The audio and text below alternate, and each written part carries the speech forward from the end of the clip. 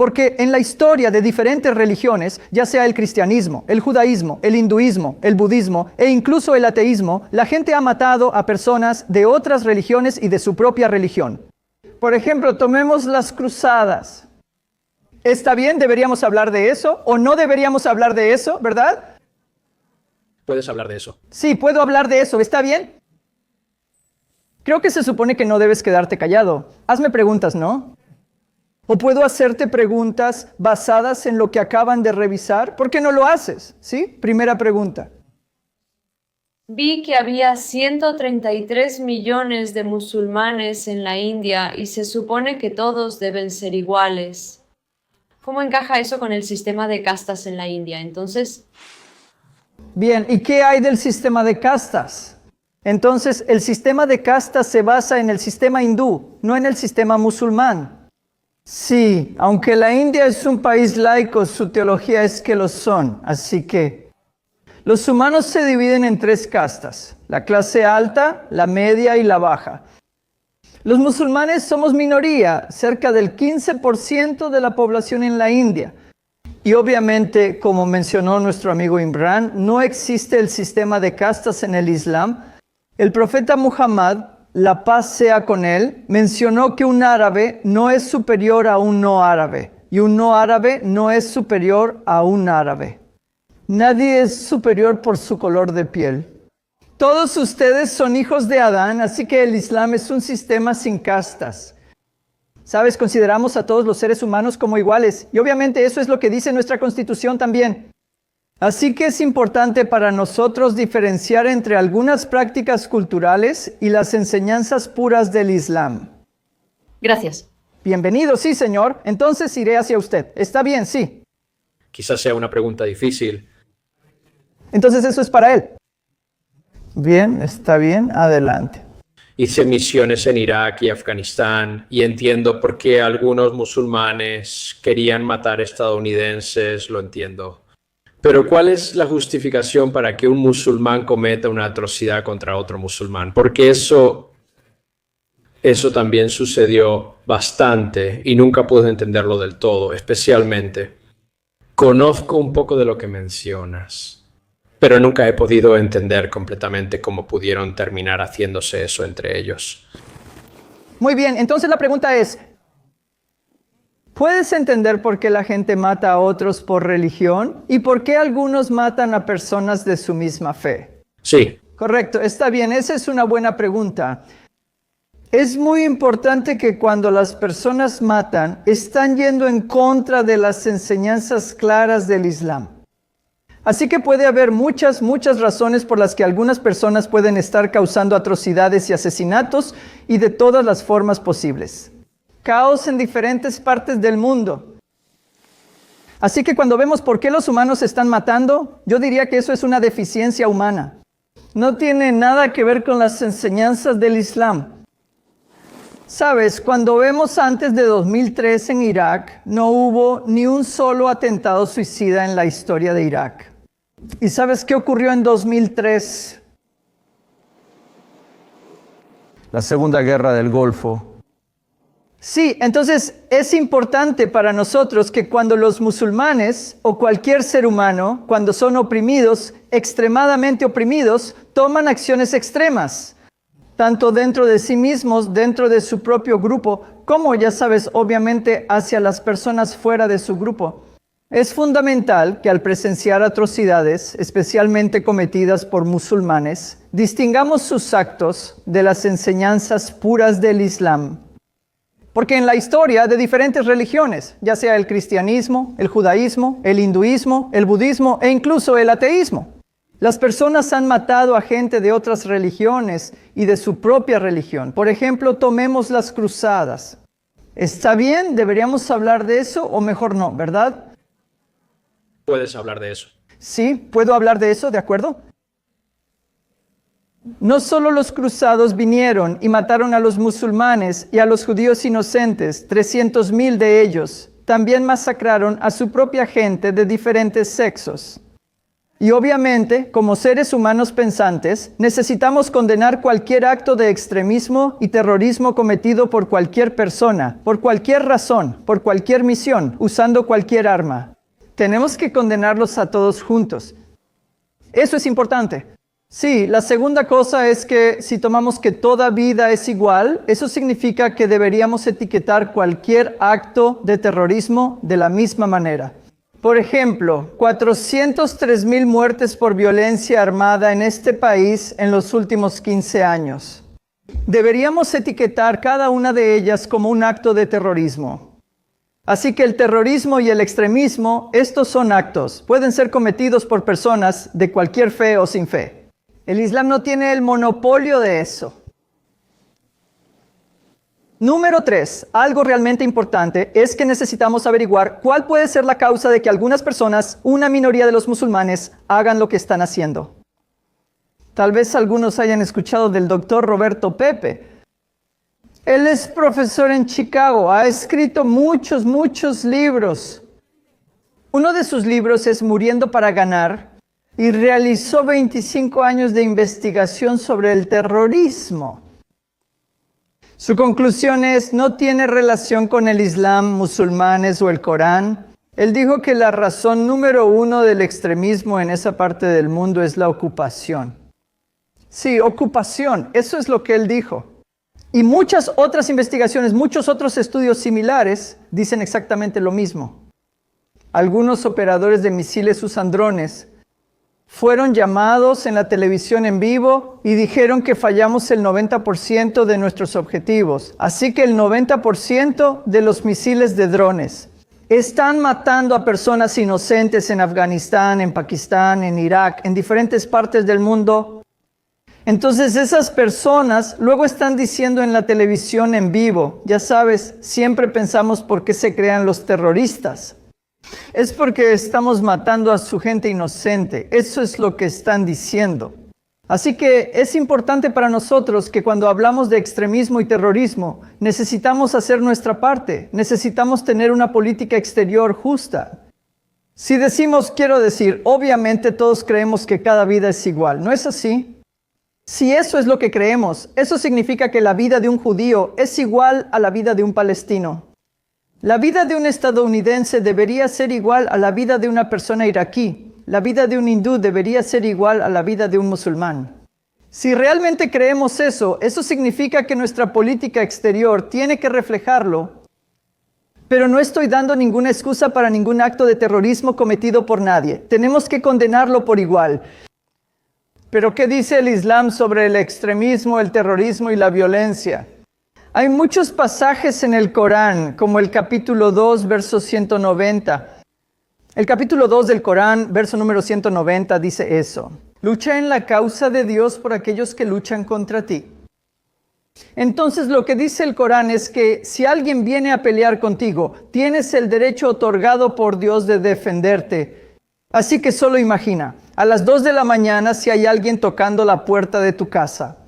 Y cuando miras por la mirilla te das cuenta de que hay personas ahí con pistolas, cadenas y cuchillos. Están a punto de hacerte daño. Obviamente no vas a abrir la puerta. Si tienes un bate de béisbol tal vez lo agarres. Si tienes el 911 llamarás de inmediato. Si tienes un sistema de ADT lo presionarás. Así que Dios está diciendo que tienes un derecho dado por Dios. Pero luego las palabras continúan con la parte más importante de las palabras. Que no vayas a los extremos porque Dios no ama a los extremistas. Entonces podrías preguntar, ¿qué es no irse a los extremos? El Corán dice en el capítulo 5, versículo 32, que quitar una vida inocente es como quitar la vida de toda la humanidad. Y salvar una vida, según el Islam, según el Corán, es como salvar la vida de toda la humanidad. Y el Corán no dice la vida de un musulmán o de un no musulmán, todos son iguales. ¿Sabes? El profeta Muhammad, la paz sea con él. Después de una de sus batallas, una batalla defensiva, vio a una mujer muerta. Llamó a sus compañeros, no estaba contento. Les dijo, incluso en una guerra, no maten mujeres ni niños. Significa que ningún no combatiente en una guerra justa debe ser tocado, herido o asesinado. Así de cuidadoso es el Islam. Así que no existe nada parecido en el Islam a Hiroshima, Nagasaki. No existe nada parecido en el Islam a los bombardeos masivos. Incluso si el enemigo viene y mata a una población musulmana, aún así el Islam no les da permiso ni derecho a los musulmanes de ir y matar a personas inocentes del bando enemigo.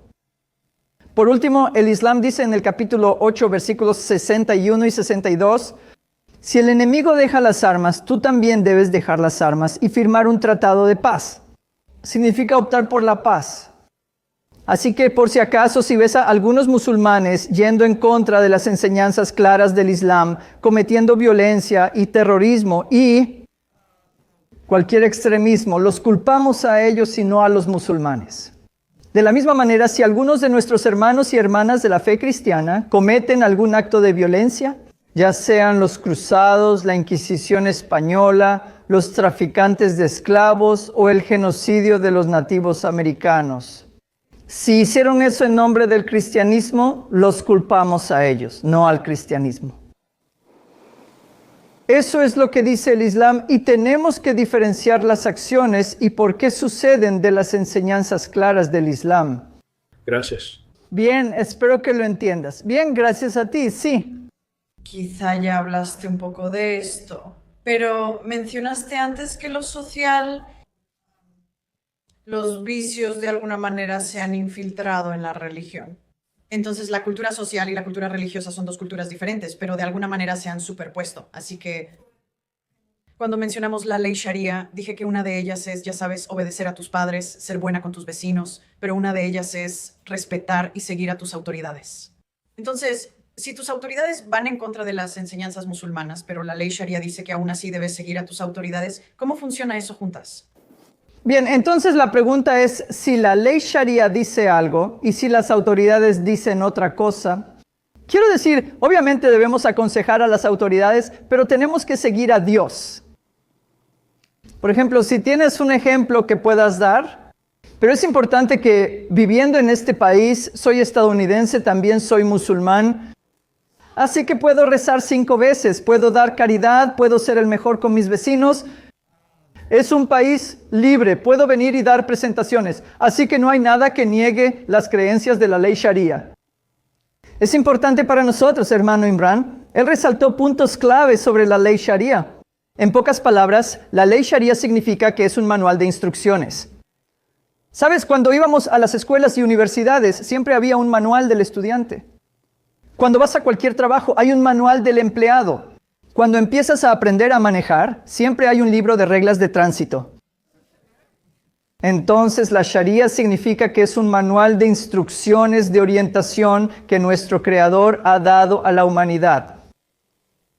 La Sharia ni la guía fueron la primera vez que Dios dio algo a través de Muhammad, la paz sea con él. Cuando vemos los 10 mandamientos, decimos que esa fue la guía de la Sharia que Dios le dio al profeta Moisés y a su pueblo. Como en Éxodo capítulo 20, versículo 3, dice que no tomes a ningún otro Dios además de mí, además de un solo Dios. Decimos que esa fue la guía de la Sharia que Dios dio al profeta Moisés. La paz sea con él y su pueblo. El resto del mandamiento dice, respeta a tus padres, no mientas, no engañes, no mates, sé bueno con tus vecinos. Decimos que todos esos mandamientos fueron la guía de la Sharia que Dios les dio a esas personas. Pero si te voy a hacer esta pregunta y solo sé honesto, ¿qué imagen? Si ves algunas imágenes, vienen a tu mente. ¿Qué imágenes vienen a tu mente? Cuando nuestros amigos, Fox News habla sobre la Sharia. Opresión. Opresión, violencia, castigo, decapitaciones y demás imágenes desagradables. Pero déjame darte esa analogía. Supón que hay extraterrestres allá afuera. Supón que los extraterrestres, si bajan y me hacen la pregunta, ya sabes, a ver, ¿de qué trata la Constitución de los Estados Unidos o la del Estado? Y si les digo que nuestra Constitución mata a personas mediante la pena capital, si eso es todo lo que digo y luego se van, ¿estoy haciendo justicia a la Constitución? No lo hago porque dejo de lado la amplitud y belleza de la Constitución. Solo les estoy dando como un pequeño diminuto 0.1% de la Constitución de la misma manera. En la amplitud y belleza de la Sharia, menos del 0.5% habla sobre el sistema de castigos en este mundo. El castigo existe para mantener controles y equilibrios como medida preventiva. ¿Sabes? Cuando tenemos la fuerza policial, cuando tenemos el sistema de justicia en este país, cuando viajo está la administración de seguridad en el transporte del ejército y mucho presupuesto. Decimos que eso es como una medida preventiva para mantener la armonía en la sociedad. Entonces, de la misma manera, cuando vemos en el Antiguo Testamento y algunos en el Nuevo Testamento sobre el sistema de castigos, decimos, sí, debe haber castigo, pero tiene que ser mediante el debido proceso. Nadie debe hacer justicia por su cuenta. Entonces, ¿cuáles son algunos ejemplos de la Sharia? Entonces, cuando hablamos sobre el sistema de castigos, el Corán tiene más de 6,000 pasajes. Menos de 10 de ellos hablan sobre el sistema de castigos en este mundo. Eso es todo. Si juntas todos esos pasajes, ni siquiera llenarían una página del Corán. El pasaje trata sobre el castigo, pero el resto de los pasajes hablan sobre de qué se trata la Sharia. Cuidar el medio ambiente es parte de la Sharia. En el Corán, capítulo 6, verso 141, dice que cuidar el medio ambiente es importante. Es parte de la guía de la Sharia. La unidad de la humanidad es parte de la guía de la Sharia. ¿Sabes, Muhammad? La paz sea con él. Dijo que no eres un creyente completo si comes mientras tus vecinos tienen hambre. Así que cuidar de nuestros vecinos, los pobres, los necesitados, los hambrientos, es parte de la ley Sharia. ¿Sabes, Muhammad? La paz sea con él, dijo. Di algo bueno o permanece en silencio. Sí, ¿te gusta eso? Siempre bromeo. Digo, ¿sabes? ¿Cuántos matrimonios se podrían salvar si el esposo y la esposa siguieran esta regla de oro del Islam? ¿Decir algo bueno o callar? Por enojo decimos mucho, pero luego nos arrepentimos. Controlar la lengua y el enojo es parte de la Sharia, como dijo Muhammad, la paz sea con él. Una vez, un seguidor del Islam se le acercó y le hizo esta pregunta. De todas las personas en el mundo, ¿hacia quién debería dirigir mi amabilidad? ¿A quién debería ir mi ayuda? Y Muhammad, la paz sea con él, dijo, tu madre. Luego esta persona le preguntó al profeta, ¿quién sigue? Y el profeta dijo, tu madre, ¿verdad? ¿Puedes imaginarlo? Y la tercera vez que la persona hizo la pregunta, ¿quién sigue? Entonces el profeta respondió, tu madre de nuevo. La cuarta vez el profeta dijo, tu padre, ¿verdad? Si las mamás y los papás jugaran las olimpiadas espirituales, la mamá gana oro, plata y bronce, y los papás solo el premio de participación. Así que es así. Cuidar de nuestras madres, nuestros padres, nuestros papás, eso es parte de la guía de la Sharia. Pero entonces tu pregunta puede ser, ¿por qué algunas personas usan la palabra Sharia y cometen atrocidades? Exactamente la misma respuesta es que solo porque alguna persona budista, en nombre del budismo, mate a algún musulmán inocente, los culpamos a ellos y no al budismo. Si algunos hindúes en la India están matando a minorías inocentes, los culpamos a ellos y no al hinduismo. De la misma manera, si algún musulmán, por ignorancia usando la palabra Sharia, Jihad, Corán, Allahu Akbar, mata a personas inocentes, los culpamos a ellos y no al Islam. Y esa es la guía de la Sharia. Básicamente es más o menos de la misma manera en que los cristianos eligen y seleccionan lo que quieren usar de la Biblia. En este caso, sería como los extremistas eligiendo y seleccionando lo que quieren usar del Corán para torcerlo a su manera. Pero ese no es el mensaje real. Por supuesto, porque cualquiera puede sacar algo de contexto de cualquier libro. O sea, puede sacar algo de contexto incluso de esta conferencia, ¿verdad? Solo toman fragmentos y dicen, ya sabes que Samuel dijo que hay que matar gente, ¿verdad? Pero, por ejemplo, omiten la palabra no. Así que es realmente importante. Eso es muy similar como el... Solo similar entre religiones, pero no está mal. Correcto, es similar. Pero hay que decírselo a Fox News o a cualquier noticiero, porque una vez, supongamos, si un musulmán, por ejemplo, mata a alguien, se convierte en una cobertura total en las noticias. Cuando se realiza una acción similar, por una persona cristiana, judía, hindú o atea, la mayoría de las veces podríamos pensar, ¿sabes qué? Quizá esa persona tenga problemas mentales, pero para los musulmanes, ellos lo relacionan con la fe, pero para ellos lo relacionan. Quizá tenga problemas familiares en su empleo, tal vez estaba ebrio o consume drogas. Por eso es importante para nosotros. Necesitamos separar las acciones de las enseñanzas. El Islam, ya sabes, habla sobre la unidad, habla sobre la caridad, habla sobre la moralidad. Pero obviamente, los seres humanos son seres humanos en todo el mundo. Así que es importante para nosotros hacer una distinción respecto a las acciones. Comparado con la fe islámica, había una pregunta arriba. ¿Tomaré su pregunta después? Sí, señora. Sé que los cristianos y los no cristianos están divididos en cuanto a si creen en La evolución. cuál es la postura que ha tomado el Islam sobre eso. Bien, entonces la pregunta es sobre la evolución. ¿Qué opina el Islam sobre la evolución? Entonces, antes que nada, creemos que cualquier cosa y todas las cosas son creadas por el propio Creador. Así que si existe la evolución, también fue hecha por Dios, no por un proceso ciego. Si hubo una primera célula, la farifa fue creada por Dios. Pero cuando se trata de Adán y Eva, el Corán es muy claro en que fueron creados por Dios, no evolucionaron de especies inferiores. Así que si la macroevolución ocurrió, sigue siendo por la intervención divina de Dios mismo. Pero Adán y Eva, ellos fueron creados de manera independiente, fueron creados por el Creador. Solo para ampliar, los eruditos musulmanes mencionan 3 posturas sobre la evolución. La primera postura es que la evolución, como decimos en los libros, no ocurrió de esa manera. La microevolución ocurrió, pero no la macroevolución. Pero incluso para esa microevolución, es Dios quien es la entidad que guía. Algunos estudiosos dicen que la evolución ocurrió como lo dice el libro de ciencia, pero luego Dios creó a Adán y Eva. Pero incluso para esa evolución, Dios fue el actor directo en guiar esa evolución. Algunos estudiosos dicen que la evolución ocurrió como lo dice el libro de ciencia, pero aún así, Dios es quien está guiando todo el proceso. Pero al final del día, quiero decir, sabemos que fuimos creados por Dios. Eso es lo que dice el Islam.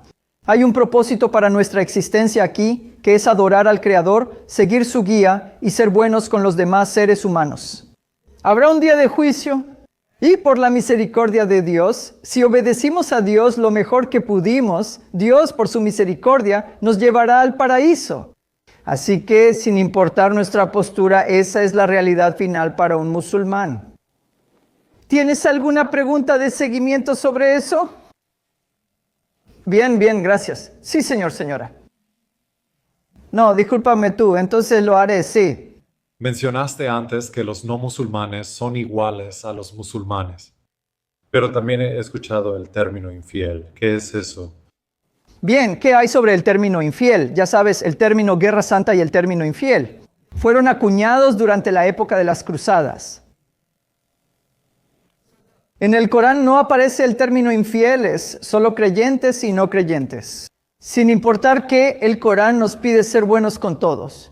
Y ahora, permítame citar aquí un pasaje realmente importante del Corán que habla sobre la igualdad tanto de musulmanes como de no musulmanes. El capítulo 49 del Corán, versículo número 13, y pueden leerlo, capítulo 49, versículo número 13, dice: entonces Dios está hablando a toda la humanidad, y esta es una traducción al inglés. Dios está diciendo: oh humanidad, los he creado de un solo hombre y una sola mujer, y los hice en naciones, pueblos y tribus para que se conozcan entre ustedes, no para que se odien o desprecien, sino para que se conozcan.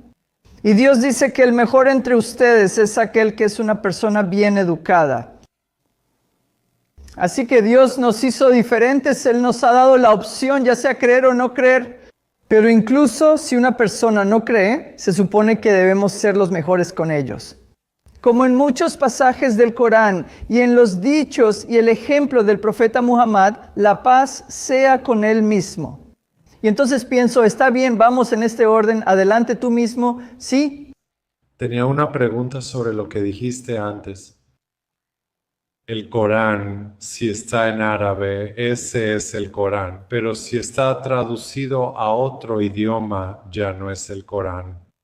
Una de las diapositivas que mencionaste, Imran, o tú mismo, sí la mencionaste tú. Entonces, ¿el Corán fue revelado en el idioma árabe? Quiero decir, no todas las personas hablan árabe. Definitivamente tú no, supongo. Tradujimos el Corán a más de 100 idiomas, incluyendo inglés, español y portugués. Así que no decimos que esas traducciones son el Corán, decimos que son traducciones del Corán. No son el Corán real, son traducciones del Corán. Sabes, así como tienes el Nuevo Testamento en griego, pero si lo traduces al inglés, eso sería la traducción del griego original. Aún así entenderás el mensaje principal. El Corán transmite, incluso traducido, que solo hay un Dios. Por su amor, Él envió profetas y mensajeros, Él dio guía, habrá un día de juicio. Recibirás el mensaje principal aunque haya traducción. Sí, así que decimos que el Corán es la parte en árabe, pero luego hay traducciones y obviamente podemos beneficiarnos de las traducciones.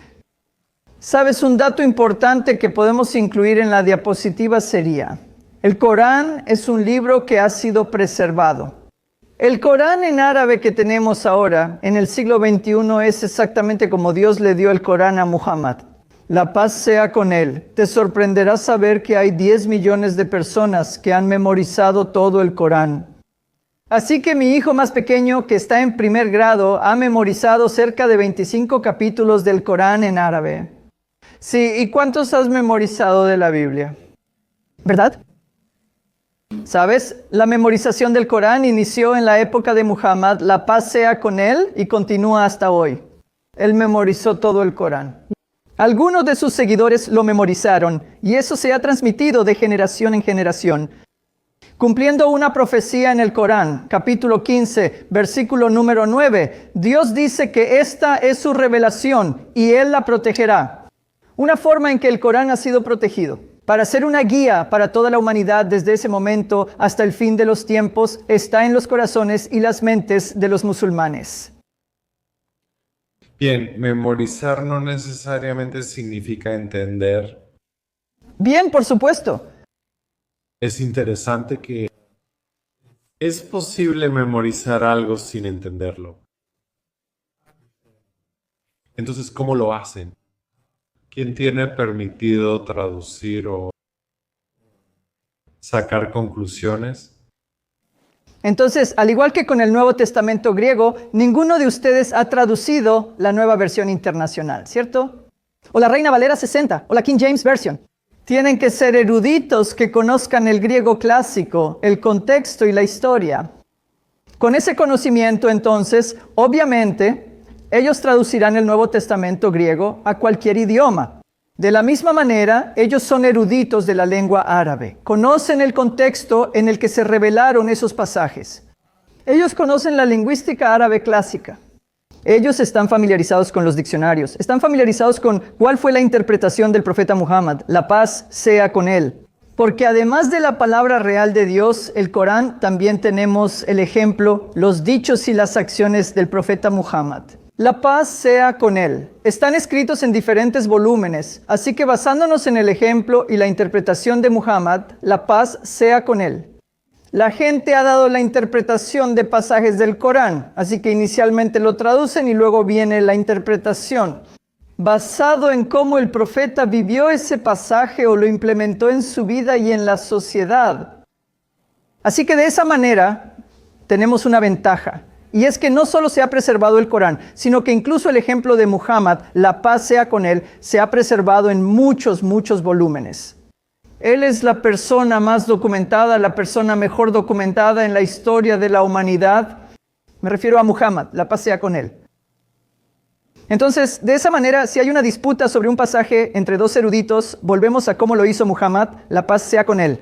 ¿Cómo interpretó y actuó él respecto a ese pasaje? Así podemos reconciliarnos y practicarlo juntos.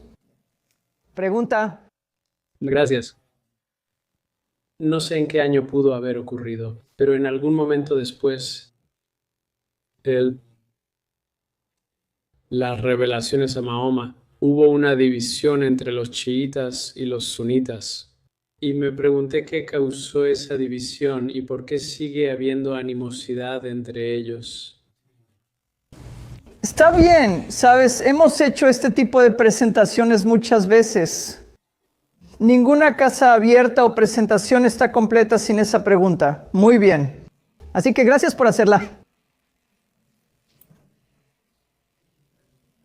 Bien, ¿están mirando sus relojes? Oh, bien, bien. Así que todavía tenemos 25 minutos. Así que muy rápido, ¿verdad? No me tomaré 25 minutos, aunque realmente hay mucho que decir. La pregunta es, ¿qué ocurre con la división entre sunitas y chiitas y por qué existe enemistad? Es importante conocer a Muhammad, la paz sea con él. Es nombrado en el Corán como profeta, mensajero y el último de ambos en el capítulo 33, versículo 40. Así que cuando él estaba vivo era el mensajero y un profeta y era el jefe del Estado. Tras su fallecimiento en 632, los musulmanes debieron elegir un nuevo jefe de Estado, no un profeta, porque él fue el último. Así que la mayoría de la gente nominó a una persona cuyo nombre era Abu Bakr y una minoría de la gente nominó a una persona que era igualmente elegible. Su nombre era Ali, él era el yerno y primo del profeta Muhammad, la paz sea con él. Así que sucedió que por el proceso democrático, Abu Bakr fue nominado y se convirtió en el jefe del Estado. Así que la división inicial no fue por una razón teológica, sino por una razón política. Realmente importante. Es muy importante que lo sepamos.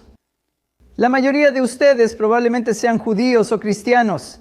Tal vez piensen que los sunitas y los chiitas somos análogos a los católicos y protestantes y otras sectas, pero no es así. Por ejemplo, tanto los sunitas como los chiitas, si tengo que ponerles una etiqueta, creemos exactamente en el mismo concepto de Dios, que solo hay un Dios. Él es eterno, es el creador, misericordioso, poderoso, ya sabes, un creador amoroso. Este es un consenso unánime de todos los musulmanes. Nuestros hermanos y hermanas cristianos pueden tener otra idea sobre quién es Dios, como los testigos de Jehová. Ellos pueden no creer en la Trinidad, protestantes y católicos. Ustedes sí creen en ella. Cuando se trata del Corán mismo, todos los musulmanes alrededor del mundo seguimos exactamente el mismo Corán. Solo hay una versión del Corán, pero al hablar de hermanos y hermanas cristianos, puedes tener una Biblia protestante con 66 libros o una católica con 73. Puede que tengas una Biblia ortodoxa griega que tiene 78 libros. Para los musulmanes solo hay una versión del Corán en todo el mundo, así que estamos unánimes. Cuando se trata de cómo oramos o la dirección en la que oramos, todos los musulmanes del mundo nos orientamos exactamente en la misma dirección. La dirección hacia la Meca. En la Meca está lo que has visto allá arriba. Se llama la Kaaba, construida por Abraham. La paz sea con él. Así que, de nuevo, estamos unidos en ese aspecto. Entonces, cualquier persona que crea en los fundamentos del Islam, como has visto en las diapositivas, a esa persona no la llamamos sunita ni chiita, la llamamos musulmán. En el Corán, capítulo 22, versículo 78, Dios le dio solo un nombre al seguidor del Islam y ese nombre es musulmán. Entonces tu pregunta es, ¿por qué existe cierta enemistad entre los sunitas y los chiitas? Es un factor humano, pero no un factor teológico. Realmente importante. Sabes, los humanos pelean por el petróleo, pelean por el poder, pelean por la avaricia, pelean por venganzas históricas. Y todas estas razones son porque dan lugar a la enemistad. Como hubo una guerra de 100 años entre protestantes y católicos en Europa en el siglo XVI, no es por la Biblia, es por su naturaleza humana y falible. Así que cualquier persona que sigue los mandamientos de Dios cree en un solo Dios y lo obedece. Decimos que esa persona es musulmana, no sunita o chiita. Espero que eso responda. Señora, ¿tiene una pregunta? Sí. Me está dando vueltas la cabeza. Uno de esos pequeños datos que debería significar que solo el 18% de los árabes son musulmanes, y espero citar esto bien. Solo el 18% de los musulmanes son árabes. Bien, supongamos que si la población musulmana total es de 100, solo 18 de ellos serían de origen árabe. Pero en el caso de los musulmanes, todos son seguidores del Islam. Claro, claro. Entonces, de nuevo, rápidamente definamos la terminología. Está bien. El Islam es el nombre de la fe y los musulmanes son los seguidores de la fe. Así como tienes el cristianismo y los cristianos, el budismo y los budistas, el islam y los musulmanes. Usa diferentes palabras, porque cristianos y cristianismo es lo que me está molestando.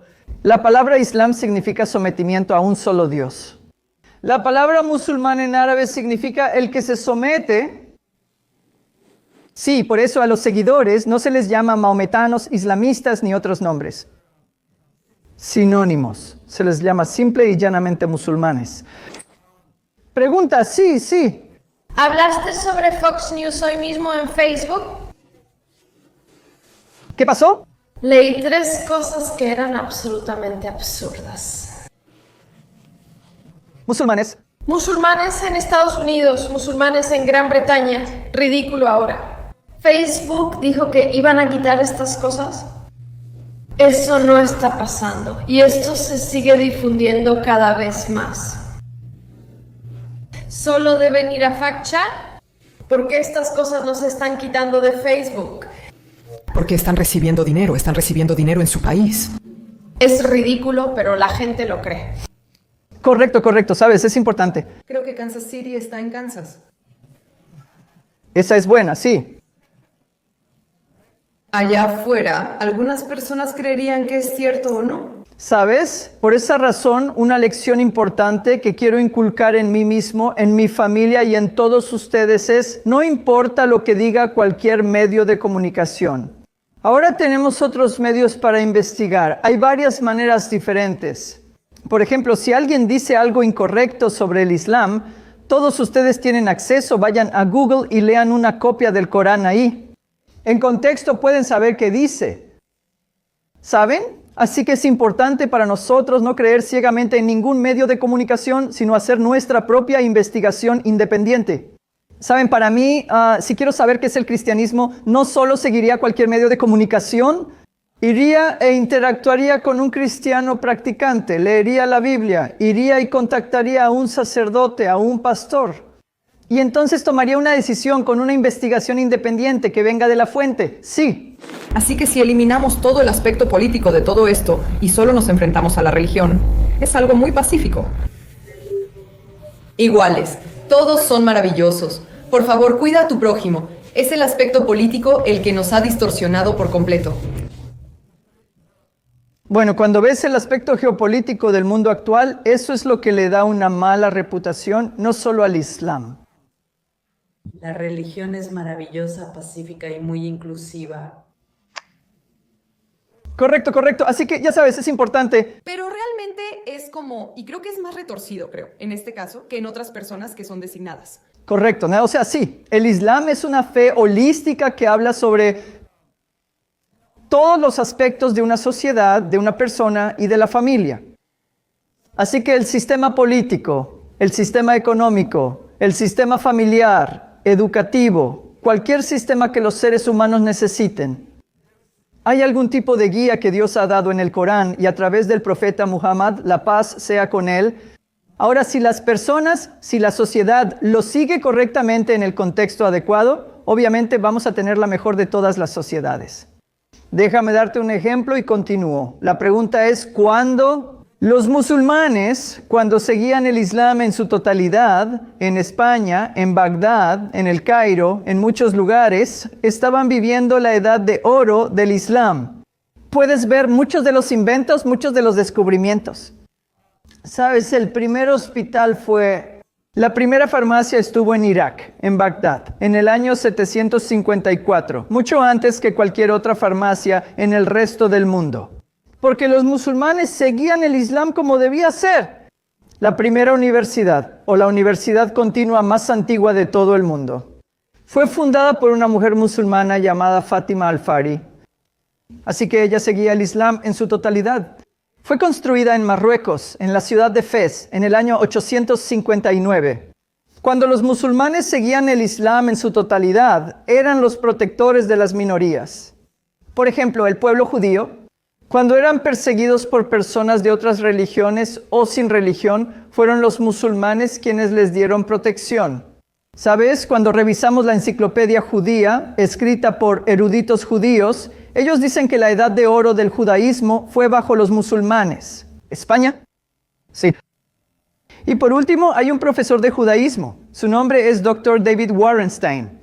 Él escribió un artículo en el Jewish Chronicle de jc.com y el título de su artículo es ese. Entonces, ¿qué hicieron los musulmanes por los judíos? Ese era su título. Y la primera frase que escribió fue: los musulmanes o el Islam salvaron a los judíos. Sí, y da 3 ejemplos. El primer ejemplo es cuando el pueblo judío estuvo al borde de la extinción en el siglo VII. Mahoma, la paz sea con él, redactó una constitución. Él dictó una constitución en Medina donde los judíos y los musulmanes serían un solo pueblo. Vamos a cuidarnos unos a otros, vamos a protegernos entre nosotros. Así que les dio plena autonomía al pueblo judío dentro del verdadero Estado Islámico en Medina. Tienen la libertad de elegir su propia fe, su propia cultura, sinagogas, sistema de justicia, sistema penal y sistema educativo. Así que Muhammad, la paz sea con él, los protegió.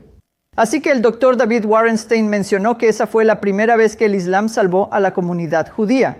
La segunda cosa que mencionó fue justo después o durante la Inquisición española, donde tanto los judíos como los musulmanes fueron torturados, convertidos a la fuerza y quemados en la hoguera. ¿A dónde fueron los judíos? Ellos fueron al norte de África, a tierras musulmanas. Fueron al Imperio Otomano, una tierra musulmana. Fueron a Palestina, entonces tierra musulmana, y los musulmanes les abrimos nuestros corazones y tierras, dándoles la bienvenida. Y la tercera vez importante en que los judíos fueron protegidos por los musulmanes es cuando estaba ocurriendo la Segunda Guerra Mundial. Cuando los nazis iban tras el pueblo judío, casi todas las naciones europeas entregaban a los judíos a los nazis. Pero fueron los países musulmanes, Albania, Kosovo, Bosnia, Turquía. Ellos crearon documentos falsos para nuestros hermanos y hermanas judíos, afirmando que eran musulmanes y ciudadanos nuestros. No se los vamos a entregar. Y Turquía salvó a 75,000 judíos de ser entregados. Irán salvó a 2,000 personas. Y Albania, Bosnia, todos juntos, cerca de más de 200,000 salvados por los musulmanes. Porque eso es lo que enseña el Islam. Así que si estás diciendo eso, ya sabes, dejemos la política a un lado. La política puede ser buena o mala, depende de cómo la practiquemos. Está bien.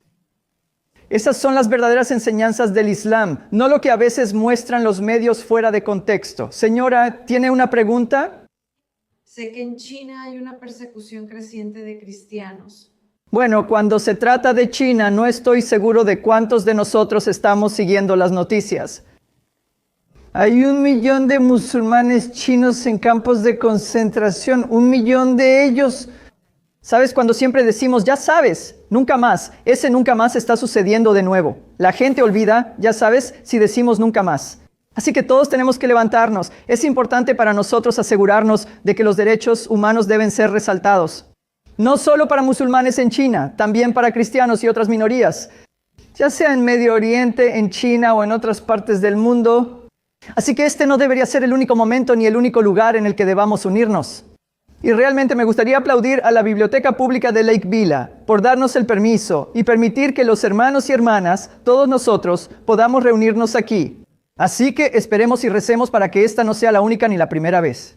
Al analizar la teología del Islam, algunos de ustedes pueden notar que hay muchas cosas en común con el Islam, entre musulmanes, cristianos, judíos y otras religiones. He leído la Biblia muchas veces y se lo comento a mis amigos musulmanes. Hay entre 65% y 70% de similitudes entre el Antiguo Testamento, el Nuevo Testamento y el Corán. Siempre podemos diferir, pero tenemos más en común que diferencias. Así que siempre podemos unirnos en la plataforma de las cosas en común y hacer muchos proyectos juntos. Y estos son proyectos comunes para toda la humanidad. Eliminar la opresión a las minorías, por ejemplo, combatir el racismo, la violencia armada, la opresión de las mujeres, la pobreza y el hambre. Estamos juntos en esto. Muchas gracias a todos por venir. Gracias.